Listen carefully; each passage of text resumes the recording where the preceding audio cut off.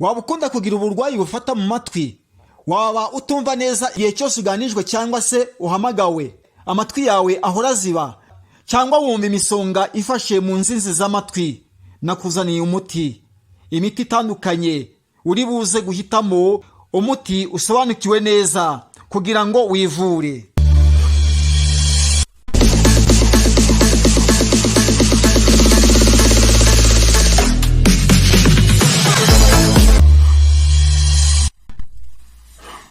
Nshuti bavandimwe, mbifurije imigisha iva ku Mana Data n'amahoro aturuka kuri yo. Nimugire ubuzima. Amazina yanjye ndi Pasiteri Jonas Uzabakiriho. Mbahaye ikaze.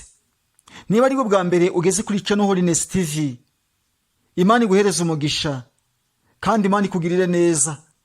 Ndagusaba gukora subscribe kugira ngo ibiganiro bizajya bitegurwa bizajye bikugereraho ku gihe. Nawe wakoze subscribe, Imana iguhereze umugisha. Mwese Imana ibagirire neza. Nifuje kubagezaho umuti ubavura. Mwayino minsi ya none uburwayi bwateye ari bwinshi mu buryo butandukanye. Niba ukunda gufatwa n'uburwayi bwo kuribwa amatwi cyangwa se ukaziba amatwi, nakuzaniye umuti. Tega amatwi rero wumve umuti nakuzaniye kugira ngo ubuzima bwawe bubashe gutera imbere. Burya kubaho utumva ni ikibazo. Kubaho udasobanukiwe ibyo umuntu ari kukubwira ni ikibazo. Bamwe bakoresha inyandiko, abandi nabo bakunda kureba bagenzi babo ku minwa kugira ngo barebe uburyo bari kujyana iminwa maze babashe gusobanukirwa icyo bashaka. Ariko by'umwihariko rimwe na rimwe ntabwo babisobanukirwa keretse wakoresheje inyandiko. Kuri bamwe bakunda kumenya gusoma no kwandika. Iki rero ni ikibazo bitera ipfunwe nyir'ubwite. Nakuzaniye umuti, uwukoreshe neza uko ukwiriye, uwukoreshe neza ko ndibuze kugusobanurira. Kuziba amatwi bitera ipfunwe. Kumva mu matwi hameze nk'harimo injereri bitera ipfunwe. Iyo umuntu yakuvugishije ntusobanukirwa, iyo bakuneguye ntusobanukirwa, iyo bakuvuga amagambo mabi ntabwo usobanukirwa. Ibyo byose rero bitera ipfunwe. Buri wese yamaze kumenya yuko utumva ugira ikibazo cy'amatwi, yivugira ibyo yishakiye, akunegura wumva uhibereye, ndetse rimwe na rimwe ukashaka kubaza mugenzi wawe, ese uriya ari kuvuga ibiki, nsobanurire. Ibyo rero ntabwo nabishatse, ubu nashatse kugira ngo ubone umuti nyirizina. Ibyo gusobanurirwa, ibyo kunegurwa wumva nabyanze. Uyu muti uwukoreshe neza ngiye kukubwira. Ariko mbere ya byose ndagushishikariza kugira ngo ujye utangira mituweli ku gihe. Mituweli ni ingenzi. Mituweli igomba gutuma uvurwa indwara zose izinaniranye. Niba ugomba kuza kuri Channel Holiness TV ukahakura imiti igomba kukuvura nta mafaranga utanze, nta kiguzi. Twaherewe ubuntu, tujye dutangira ubundi. Imana ibahereze umugisha. Mbahaye ikaze kuri Channel Holiness TV. Utega amatwi. Niba utumva ubaze mugenzi wawe ibirimo bikugomba. Ibikugomba muri ubu butumwa ni umuti ukuvura. Nubwo utazi kumva, ariko wabasha kureba n'amashusho ukabaza mugenzi wawe akagusobanurira kuri kimwe cyose. Ni imiti itandukanye ariko uri buze kuvanamo umuti ukunogeye. Buri bwoko bw'umuti uwukoresha ukwawo. Ntabwo umuti ubasha kuvangwa n'uwundi. Itegereze neza. Waba ukunda kugira uburwayi bufata mu matwi, waba utumva neza igihe cyose uganijwe cyangwa se uhamagawe, amatwi yawe ahora ziba, cyangwa wumva imisonga ifashe mu nzinzi z'amatwi, nakuzaniye umuti, imiti itandukanye uri buze guhitamo umuti usobanukiwe neza kugira ngo wivure. Iki giti mureba ni igiti cyitwa Elayo. Kigira amavuta. Iki giti cyakomotse mu mugabane wa Aziya. Iki giti kiravura. Kivura indwara zose. Kivamo amavuta. Mu Rwanda amavuta araboneka ku giciro cyiza. Uyu muti rero iyo ukoresheje neza, amatwi yawe arazibuka. Ukoresha uyu muti cyane cyane ugasekura ibibabi byawo, ukabiteka mu mazi makeya.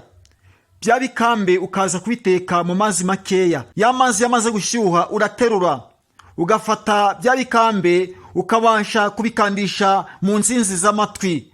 ukabikora iminsi 5 wikurikiranyije mu gitondo na nimugoroba. Iyo umaze kubigenza uko nk'uko, amatwi afata agahenge, ya misonga ntabwo wongera kuyumva. Iyo utabashije gukoresha ibyo bibabi by'igiti cya elayo, ukoresha amavuta yayo. Aya mavuta uyashyira ku ziko. Iyo umaze gushyira ku ziko, utegereza yuko yashyuha, ukaza kuyateruraho, ugafata agatambara ukagakoza muri ya mavuta ashyushye, ugakoza mu nzinzi z'amatwi ndetse no mu matwi nyirizina, ugasana n'usukura muri ya matwi. Iyo urangije gusukura muri ya matwi, ufata kagatambara ugakomeza gukandisha mu nzizi z'amatwi, ukabikora iminsi 5 cyangwa iminsi 7.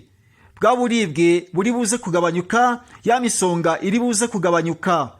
Ubwo ni uburyo ugomba gukoresha iki giti cya elayo ukoresheje ibibabi byacyo cyangwa se ugakoresha amavuta yayo. Uyu muti mubona mwese murawuzi, bawita tangawize. Tangawize ni umuti mwiza. Ivure ukoresheje tangawize. Tangawize uburyo ugomba kuyikoresha: urabasha kusekura tangawize, yimaze kunoga uyishyira mu tuzi dukeya, ugashyira ku ziko. Ya mazi yashyuha, ukaza gufata agatambara ukagashyira muri ya mazi. Ka gatambara ukajya ugakandisha mu nzinzi z'amatwi. Birabujijwe yuko amazi wayashyira mu matwi imbere. Oya, gerageza ukandishe mu nzinzi z'amatwi, ukanda. Bikore mu gihe cy'iminsi 5 cyangwa iminsi 7, mu gitondo na nimugoroba. Ukoresha ayo mazi ya tangawize mu gihe cy'uba wayashyuhije. Ya misonga iri buze gukira, kwa kuziba kuri buze gukira, hehe no kongera kutumva. Ubwo nibwo buryo ugomba gukoresha umuti wa tangawize. Bikore, kandi ubikore ukurikije gahunda nakubwiye. Wirinde gushyira amazi ya tangawize mu matwi yawe imimere, usibye ya mavuta ya elayo gusa. Iyi tangawize ikora mu nzinzi y'amatwi gusa, ukandisha kagatambara wavanye mu mazi wacaniye muri tangawize. Iki giti ni igiti gikurikiyeho cyo bita ubutare. Iki giti ugomba gusoroma amababi yacyo. Ya mababi ukaza kuyasekura. Iyo umaze kuyasekura, bya bikambe ubishyira mu gikoresho, ukaza kugitereka ku ziko. Ya mazi akabasha gushyuha, urayaterura agahora, ugafata bya bikambe ukaza kubikandisha mu nzinzi z'amatwi. Nk'uko wakoresheje tangawize, ni nako ukoresha iki giti cy'ubutare. Iyo wabashije gusekura ibibabi byacyo, hari n'amavuta akomoka muri iki giti cy'ubutare. Ya mavuta nayo ni kuyakoresha, ubasha kuyacamutsa ku ziko. Yamaze gushyuha, ufata agatambara ukagashyira muri ya mavuta, ukaza kuyakandisha mu nzinzi z'amatwi. Ntabwo uyashyira mu matwi imbere, ahubwo uyakandisha mu nzinzi z'amatwi. Mu gihe cy'iminsi 5 cyangwa iminsi 7, ya matwi ari buze kuzibuka, imitsi iri buze gukora neza, bityo amatwi ntabwo azongera kukurya. Hehe n'imisonga y'ujya wumva yo mu matwi, hehe no kutumva, mu gihe uza gukoresheje kino giti bita ubutare. Uko niko bakoresha iki giti. Gikoreshe neza rero, kandi muri byose ukurikize gahunda. Uyu muti ni umuti bita tungurusumu. Tungurusumu mwese murayizi. Iyi tungurusumu uyitegura neza. Uko wabashije kumva amabwiriza ya tangawize, ni nako ugomba gukurikiza amabwiriza ya tungurusumu. Fata tungurusumu ubashe kuyihonda, nurangiza kuyihonda bya bikambe ubashe kubiteka mu mazi. Ya mazi nashyuha uyaterure. Mu gihe kera barangije guhora, ufata igitambara ugishyire muri ya mazi arimo tungurusumu, ubashe gukandisha mu nzinzi z'amatwi. Ntabwo tungurusumu ikora mu matwi imbere, oya, birabujijwe. Koresha amazi arimo tungurusumu mu nzinzi z'amatwi gusa, maze wumve uburyo amatwi ari buze koroha, ntazongera kuziba ukundi. Iki giti ni igiti cyo bita muringa. Muringa ni igiti cyiza, gikiza indwara nyinshi cyane, ariko cyane cyane indwara ifata mu matwi. Nk'uko nabashije kubikubwira, hari igihe amatwi yawe akunda kuziba, akazamo imisonga cyangwa se injereri, cyangwa ukumva mu mutwe harimo hasamira, bityo bigatuma utumva neza. Koresha iki giti cya muringa. soroma ibibabi byacyo ubashe kubihonda, bya bikambe ubashe kubiteka mu mazi. Gerageza ufate amababi ya muringa uyashyushye mu mazi, uyateke nk'icyayi, ya mazi uze kuyanywa. Ahanini n'amajyani ya muringa bakunda kuyacuruza mu masoko atandukanye, baziriza mu masoko atandukanye, baraguhereza ifu ya muringa. Nugera mu rugo ubashe kwitegura neza, ubashe kwiteka nk'icyayi. Gerageza ufate ayo mazi wabashije gushyiramo ifu ya muringa, ujye uyanywa haba mu gitondo, haba saa sita, haba nimugoroba. Koresha muringa, bityo uzabasha kuzibuka amatwi yawe. Uko nakubwiye kuri ya miti yabanje, ni kuri buze gukoresha iki giti cya muringa. Iki giti cya muringa kiravura kandi kigakiza. Koresha amavuta ya muringa. Mu gihe utakoresheje ibibabi bya muringa, ukoresha amavuta ya muringa uyasukuza mu matwi imbere. Warangiza kuyasukuza mu matwi imbere, ukaza n'ukanda mu nzinzi z'amatwi ukoresha agatambara. Kagatambara wavanye mu mavuta ya muringa mu gihe uba wayakuye ku ziko yabashije gufata ubushyuhe. Gerageza uyakandishe mu nzinzi z'amatwi, maze nurangiza gukandisha ayo mavuta wumve ingaruka nziza ziri buze kuboneka kuri uyu muti wa muringa. Bikore mu gihe cy'iminsi 5 cyangwa se iminsi 7, bityo uzagira ubuzima bwiza. Iyi miti nuyikoresha neza bizatuma utongera kugira uburibwe cyangwa se ububabare mu mutwe cyangwa se mu matwi. Uzumva neza nta kibazo. Ibirenzaho gana muganga. Muganga niwe uri buze kugusuzuma.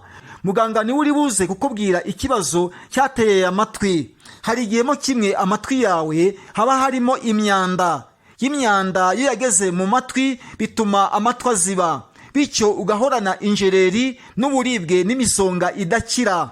Icyo nicyo cya mbere gituma umuntu arwara amatwi. Wirinde kujya ukoza ibiti mu matwi uri gushorogotora, wumva neza yuko ari byo biri kukugabanyiriza uburyaryane. Oya, ntukoresha agati, birabujijwe, kuko hari igihe wakoresha agati ugasanga wangirije mu gutwi imbere.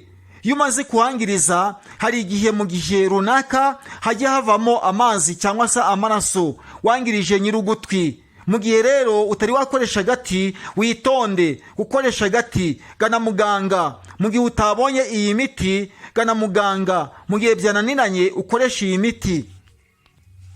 Hari igihe amatwi yawe yaratewe nuko uhoza ekuteri mu matwi, bityo bigatuma amatwi yawe aziba. Burya ekuteri tuzikunda atari nziza. Ekuteri ntabwo ari nziza. Ekuteri zica mu mitekerereze. Ekuteri zica mu bwonko. Ekuteri ntabwo ari nziza. Ekuteri izana ingaruka. Wowe umaze igihe ukoresha ekuteri, itonde, kuko ekuteri zizana ingaruka. Impamvu rero zigomba gutuma utumva ni impamvu zitandukanye. Iyo birenzaho, hari igihe bwaba ari uburwayi bwaba bwarafashe mu matwi. Gerageza ukoreshe iyi miti cyangwa se ugane muganga. Muganga ari buze kuguhereza igisubizo gikwiranye n'ubuzima bwawe. Bityo rero hagati aho ukaba unasabwa gutangira mituweli ku gihe kugira ngo ujye wivuriza ku gihe.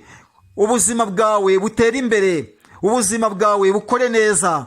Birababaje kuba uhorana n'abantu ariko utumva amajwi yabo. Aho kugira ngo wumve amajwi yabo, ugira ngo ni imvura iri kugwa mu mutwe wawe, ugira ngo ni umuyaga urimo uhuhira mu mutwe wawe, ugira ngo ni urubura rurimo rukubita mu matwi yawe. Gerageza rero ukoresha iyi miti. Imana iguhereze umugisha. Mwari kumwe na Pasiteri Uzabakiro Yonasi. Niba ufite ikibazo kijyana n'ubuzima bwawe, hamagara kuri iyi nimero 0788567588 maze ubone ubusobanuro busumbyaho. Gerageza ujye no muri komenti utange icyifuzo. Niba iyi nyigisho yakunogeye, basha kwisharinga na bagenzi bawe. Wibuka gukora subscribe kugira ngo ibiganiro nk'ibi bizajye bikugeraho ku gihe. Kandi niba wayikunze, wibuke gukora like. Imana ibahereze imigisha.